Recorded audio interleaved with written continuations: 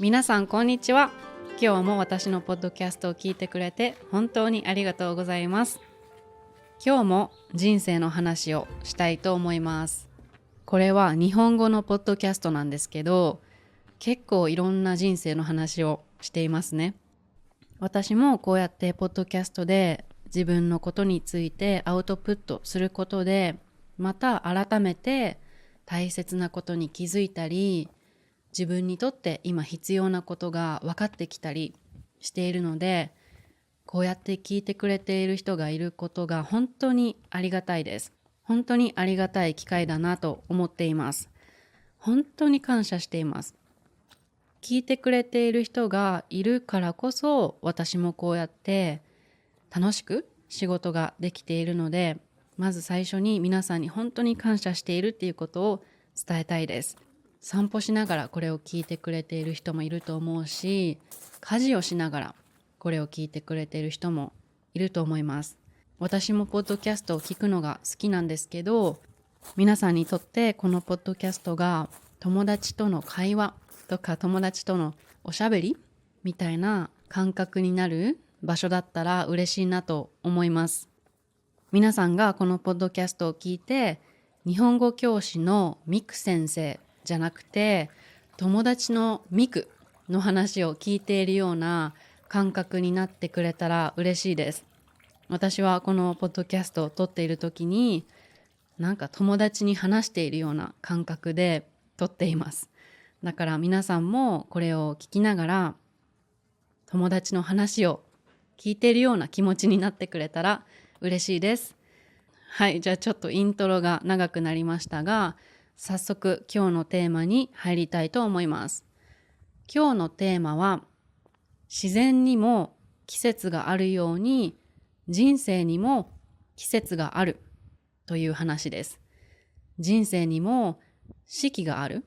四季っていうのは4つの季節。春、夏、秋、冬ですね。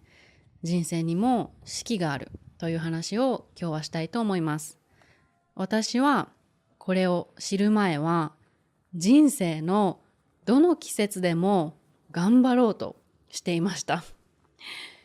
で、頑張りすぎて燃え尽きそうになったり、疲れすぎてしまったりしていました。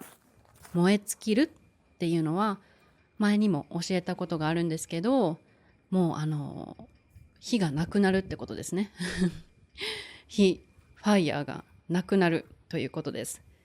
ね、だからやる気がなくなったり、もう頑張れなくなってしまうことですね。そう、私も昔燃え尽きそうになったことがあります。でも2022年ぐらいに人生にも季節があるということを知って、すごく楽になったし、物事がもっとスムーズにいくようになりました。スムーズにっていうのは英語から来てるんですけど、スムーズリーっていうことですね。物事っていうのは、人生で起きることとか人生でやっていることですね。物事がもっとスムーズにいくようになりました。で、人生で自分がどの季節にいるかを知ると生きやすくなると思うので、このエピソードを作りたいと思います。はい、じゃあ春からいきましょう。春は今なんですけど、自然の中では今が春ですね。春はやっと暖かくなってきて、新しいことを始めたくなる季節ですよね。やっと冬が終わって、昔植えた種から芽が出てくる時ですね。花が咲く時。春って木も花も元気そうですよね。春が来るとワクワクしますよね。新しいプロジェクトを始めたり、何か新しいことに挑戦するのにすごくいいタイミングだと思います。ずっとやってみたかったことにどんどんチャレンジできる季節だと思います。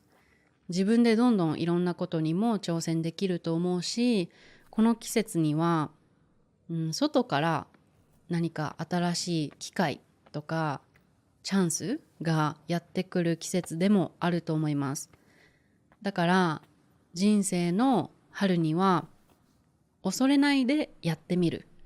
怖がらないで始めてみるといいと思います。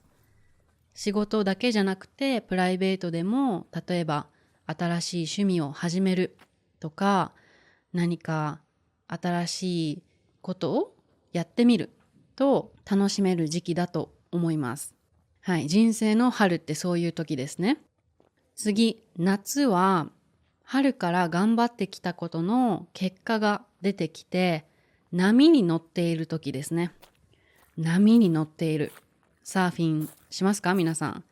私はサーフィンしたら3秒ぐらいで死ぬ自信があるので、サーフィンはしたことないんですけど、サーフィンしてる人だったらわかりますよね。波に乗る。波が来て、それに乗れた時、気持ちいいですよね。私は知らないですけど、気持ちよさそうですよね。まあ、夏は簡単に言うと、うまくいっている時ですね。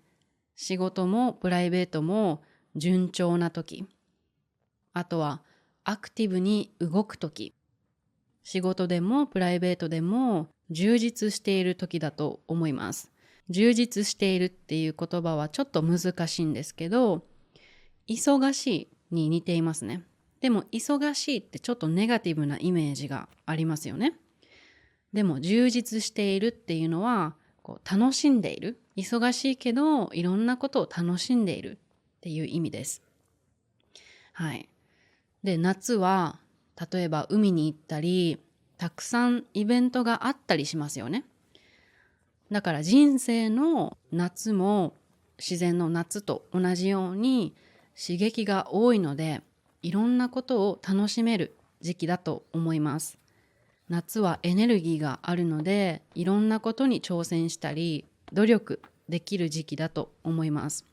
でも、春からずっと頑張ってきて、夏になって、頑張りすぎると燃え尽きてしまうので、このうまくいっている時は、それを楽しみながら、自分の体調を管理するのも大切だと思います。体調っていうのは体の調子ですね。管理するっていうのはマネージメントですね。自分の体調を管理する。頑張りすぎないように楽しみながらちゃんと自分の体もケアするということです。はい、だから簡単に言うと、夏はいろんなことがうまくいって楽しめる時ですね。はい、春から頑張ってきたことの結果がちょっとずつ見えてきて、この調子で頑張ろうって思える時ですね。次の秋は春、夏に努力したことが実る時です。実るっていうのは、もともとは例えば果物、フルーツが実をつけますよね。これを実ると言います。例えば植物の中でも最初は草で、その後花が咲いて、でその後実がなりますよね。フルーツになりますよね。これを実ると言います。だから努力が実るっていうのは、頑張って努力してその後いい結果が出るということです。だから春夏の結果が出る時です。だから人生の秋は春と夏のことを振り返る時期ですね。振り返るっていうのは、春と夏のことを考えて、次はこうした方がいいかなとか、これは良かったなと自分で分析することですね。あとは、日本は紅葉が綺麗ですよね。皆さんの国はどうですか？私は秋になるとお寺に行って綺麗な紅葉を眺めます。紅葉を見ます。そんな風に春、夏の時みたいにアクティブに動くんじゃなくて、少しスローダウンして楽しむ時期かなと思います。もし春、夏の努力が実ったら、それをお祝いする時でもあると思います。一つのことを達成したら、それを振り返ってお祝いせずに、パーティーとかせずに、はい、じゃあ次の目標に向かって頑張るぞっていう風に前に前に進む人もいると思うんですよ。そうじゃなくて、一旦落ち着いて、一旦ちょっと立ち止まって、春夏頑張ったな、これは良かったな、これはあまり良くなかったなって振り返る時だと思うし、あとは何かがうまくいったらそれをお祝いする時だと思います。何か目標がある人で、春、夏に目標を達成するために頑張った人は、秋にもちろんいい結果が出るし、逆に春、夏、やるべきことを後回しにしていた人は、それなりの結果になると思います。後回しにするっていうのは、それをすぐにやらずに、後でしよう、後でしようって言ってやらないことですね。春夏やるべきことを後回しにしていた人は、それなりの結果になると思います。やったことと同じぐらいの結果になると思います。だから秋に春夏のことを振り返ることは大切だと思います。振り返ってみると、もっと改善できるところが見つかると思います。逆に良かったところも見えてくると思います。で、秋の紅葉の後は葉っぱが落ちますよね。それと同じように人生の秋にはもう必要じゃないものを手放すといいと思います。手放すっていうのは簡単に言うと捨てるってことですね。手は hand という意味で、離すは to let go という意味です。これを2つ合わせて手放す、手放すと言います。今まで持っていたものを手放すと新しいスペースができますよね。物も同じで、例えば部屋にたくさん物があって、それを捨てると新しいスペースができますよね。人生でも同じで、必要じゃないものとか必要じゃない考え方、必要じゃない価値観、全部葉っぱが落ちるみたいに落とすと空いたスペースができます。で、この空いたスペースに新しいものが入ってくると思います。そのスペースがないと新しいものも人もチャンスも入ってこれないので、秋にこれをすることはすごく大切なことだと思います。自分の人生を見つめ直して、これは自分に必要、これは自分に必要じゃないって分析して、必要じゃないものは手放す、必要なものはもっと大切にするということをするとすごくいいと思います。はい、次、冬は人生の中で一番大変な時期だと思います。冬は元気じゃなかったり、精神的に落ち込んでいたりする時期だと思います。精神的に落ち込んでいなくても、やる気が出なかったり、エネルギーがなかったりして、動きたくてもなかなか動けない時だと思います。でも冬は夏とか春みたいにアクティブに動く季節じゃないですよね。私たちも冬が来たらちょっと家にこもりますよね。春とか夏よりも家にいることも多いと思うし、寒いからブランケットをかぶって、映画を見たり、家でゆっくりすることも多いですよね。それと同じで、休む時です。心と体を休めて、自分と向き合う時期だと思います。自分と向き合うっていうのは、自分のことを見つめる。自分はこれからどんなことをしていきたいのかとか、自分にとって何が大切なのかっていうことを考えることですね。で、春、夏、秋、冬、全部大事なんですけど、私は個人的に冬が一番大事な時期だと思います。冬が一番大変なんですけど、一番大事な時かなと思います。私が個人的にそう思うだけなんですけど、理由は私の元々の性格は冬でも動こうとするタイプだからです。でもそうするとうまくいかなくて空回りしてしまいます。空回りするっていうのは頑張ってるんだけど全然結果が出ないことですね。頑張ってるんだけど失敗したり、頑張ってるんだけどなんかうまくいかない。こういう時に空回りすると言います。もし自然が冬に休まずに花を咲かせようとするとタイミングが違うのでうまくいかないですよね。ほとんどの木とか花とかは冬ちゃんと休みますよね。冬に頑張って花を咲かせようとしないですよね。桜の花も春が来たらそのタイミングで花が咲きます。でも冬には咲かないですよね。だから人生の冬も無理に頑張ろうとせずにゆっくり休むことが大事だと思います。冬は前に進んでいないように感じるけど、休むことで春が来た時に花を咲かせられると思います。また春に元気に活動していけると思います。で、冬って寒くて暗くて長く感じますよね。早く冬終わらないかなって思いますよね。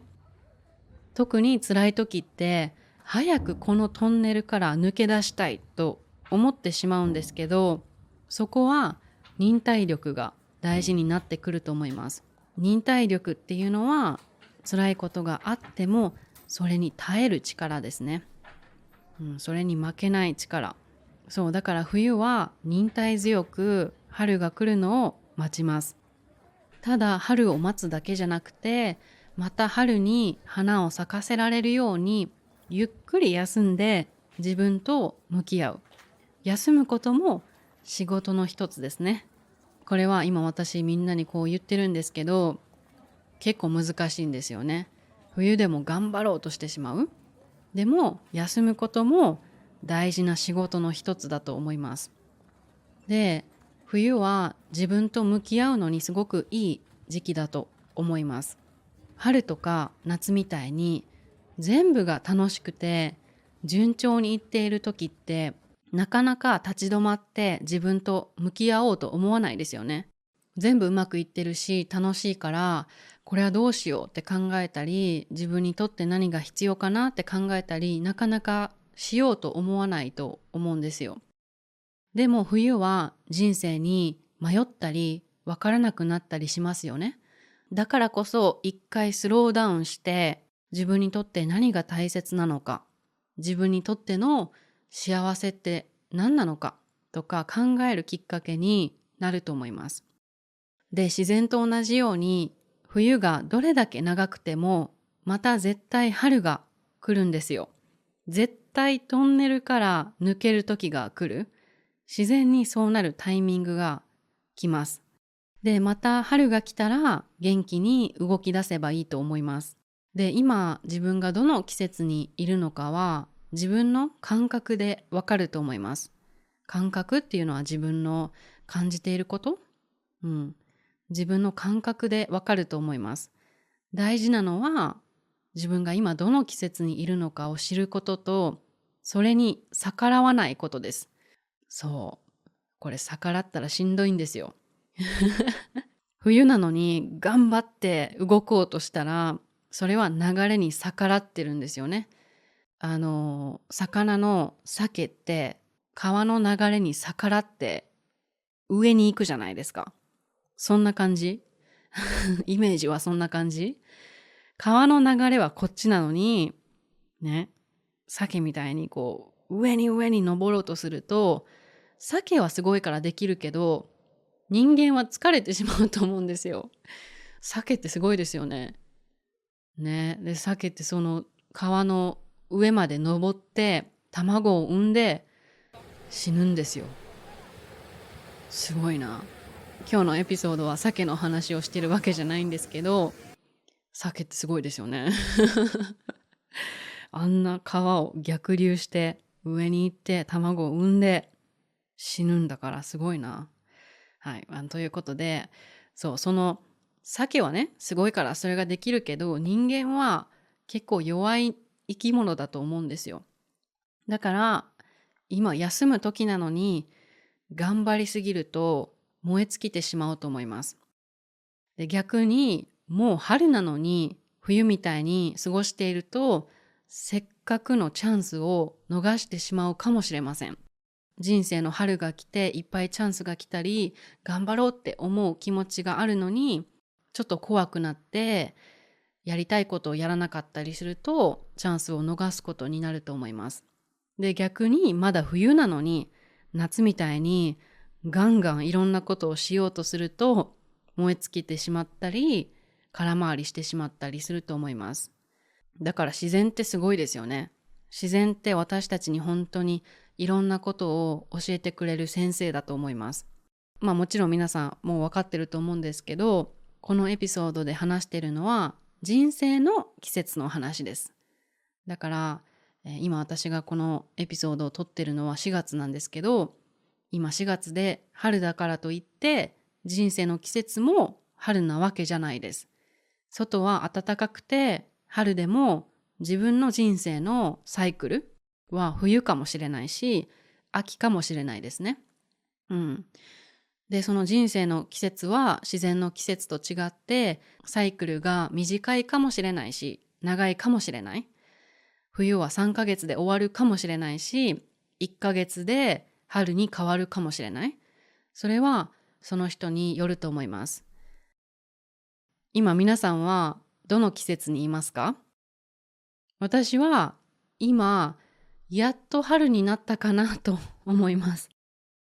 去年はデジタルノマドの生活をして海外で仕事をしながらいろんな体験をしていたので結構活動的だったと思います。結構アクティブだったと思います。もちろん大変なこともあったけどめっちゃ楽しかったし、その頃は春と夏だったと思います。で、12月末に日本に帰ってきて自然の季節と同じように人生の季節のサイクルも冬でしたね。私は。やる気がなくなったり、やりたいことがわからなくなったりしていました。そういうことは誰にでもあると思います。だから私は1月から3月ぐらいまで少しスローダウンして自分と向き合いました。自分にとって大切なことを再確認していました。再確認っていうのはもう一回確認するっていう意味ですね。自分にとって必要なこと、大切なことを再確認していました。で、今やっとだんだん自分がやりたいことが見えてきたっていう感じですね。さっきも言った通り、私は昔は冬でも走っていました。